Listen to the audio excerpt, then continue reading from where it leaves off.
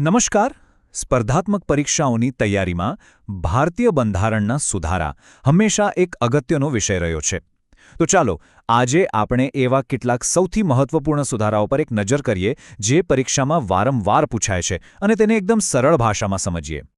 સૌથી પહેલાં તો આપણે એ સમજવું પડશે કે ભારતનું બંધારણ કોઈ કાચની પેટીમાં મૂકેલો સ્થિર ગ્રંથ નથી.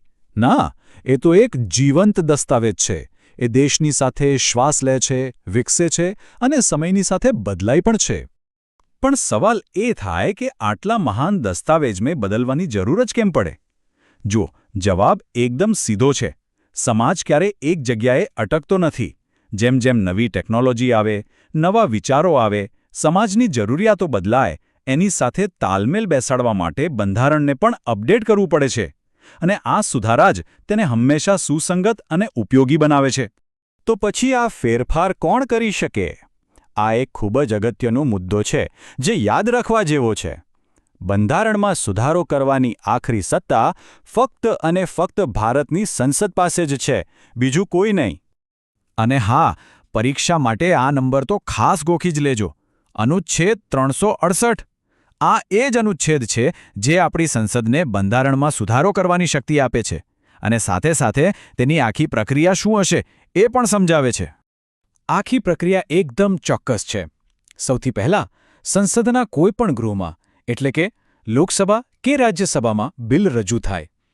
ત્યાર પછી એ બિલને બંને ગૃહોમાં ખાસ બહુમતીથી પસાર કરાવવું પડે અને છેલ્લે રાષ્ટ્રપતિની મંજૂરી મળે પછી જ એ સુધારો બંધારણનો ભાગ બને છે. ચાલો હવે આપણે બંધારણના ઇતિહાસના એક એવા પ્રકરણ પર જઈએ જે કોઈ ફિલ્મની સ્ટોરીથી ઓછું નથી. આ વાત છે 42મા અને 44મા સુધારાની, એક એક્શન અને તેના રિએક્શનની કહાણી. અહીં આપણી સામે બે અલગ અલગ તસવીરો છે. એક તરફ છે 1976નો 42મો સુધારો, જે કટોકટીના સમયમાં આવ્યો હતો. આ સુધારાએ એટલા બધા ફેરફાર કર્યા કે તેને લોકો મિની બંધારણ પણ કહેવા લાગ્યા. તેણે સરકારને ખૂબ જ વધારે સત્તાઓ આપી દીધી. હવે એના સીધા જવાબમાં 1978માં આવ્યો 44મો સુધારો, જેનું મુખ્ય કામ હતું લોકશાહીના સિદ્ધાંતોને ફરીથી સ્થાપિત કરવા, સરકારની સત્તા પર અંકુશ મૂકવો અને 42મા સુધારાની ઘણી બધી જોગવાઈઓને ઉલટાવી દેવી. આ એક વાક્ય 44મા સુધારાનો આખો સારાંશ કહી દે છે. તેનો મુખ્ય હેતુ એ જ હતો કે નાગરિકોના અધિકારોનું રક્ષણ થાય અને ભારતનું લોકતાંત્રિક માળખું હંમેશા મજબૂત રહે. વેલ, 42મા અને 44મા સુધારાની વાત તો થઈ, પણ એના સિવાય પણ ઘણા એવા સુધારા છે જે પરીક્ષાઓ માટે ખૂબ જ અગત્યના છે.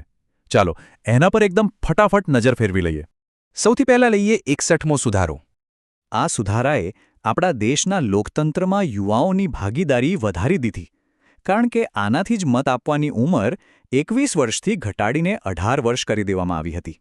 એના પછી આવે છે 52મો સુધારો. ભારતીય રાજનીતિમાં આયારામ ગયારામની જે સંસ્કૃતિ હતી તેને રોકવા માટે આ સુધારો લાવવામાં આવ્યો. આનાથી જ પક્ષપલટા વિરોધી કાયદો બન્યો અને બંધારણમાં 10મી અનુસૂચિ ઉમેરાઈ. હવે વાત કરીએ એક ખૂબ જ ક્રાંતિકારી સુધારાની, 86મો સુધારો. આ એક એવો સુધારો છે જેણે દેશના ભવિષ્ય પર બહુ મોટી અસર કરી. આના દ્વારા 6 થી 14 વર્ષના દરેક બાળક માટે શિક્ષણ મેળવવું એ એક મૂળભૂત અધિકાર બની ગયો. ત્યાર પછી લિસ્ટમાં છે 101મો સુધારો. આ સુધારાએ ભારતની આખી ટેક્સ સિસ્ટમને બદલી નાખી. એક દેશ એક કરના વિચાર સાથે જીએસટી એટલે કે ગુડ્સ એન્ડ સર્વિસ ટેક્સની શરૂઆત થઈ. અને હવે એક તાજેતરનો સુધારો, 103મો સુધારો. આ સુધારા દ્વારા સામાન્ય વર્ગમાં જે લોકો આર્થિક રીતે નબળા છે એમના માટે સરકારી નોકરી અને શિક્ષણમાં 10% અનામતની વ્યવસ્થા કરવામાં આવી. તો આ બધા સુધારાઓ પરથી આપણે શું સમજી શકીએ? આની પાછળનો મોટો સંદેશ શું છે? જો, મુખ્ય 3 વાતો સ્પષ્ટ થાય છે. પહેલી, આપણું બંધારણ સ્થિર નથી પણ સતત વિકસતું રહે છે. બીજી, દરેક સુધારો એ આપણા દેશની રાજકીય અને સામાજિક યાત્રાનો એક અરીસો છે. એ બતાવે છે કે સમયે સમયે આપણે કેવા પડકારોનો સામનો કર્યો છે. અને ત્રીજું, દરેક સુધારાનો અંતિમ ધ્યેય ક્યાંક ને ક્યાંક ભારતના લોકતંત્રને વધુ મજબૂત અને સમાવેશી બનાવવાનો રહ્યો છે. અને અંતે એક સવાલ જે વિચારવા જેવો છે. આવનારા સમયમાં જ્યારે આર્ટિફિશિયલ ઇન્ટેલિજન્સ, ક્લાઇમેટ ચેન્જ અને ડેટા પ્રાઇવસી જેવા નવા પડકારો આપણી સામે આવશે, ત્યારે આપણા બંધારણને કયા નવા સુધારાઓની જરૂર પડશે? આના પર વિચાર જરૂર કરજો. આ સાથે જ આજની આપણી આ ચર્ચા અહીં સમાપ્ત કરીએ છીએ.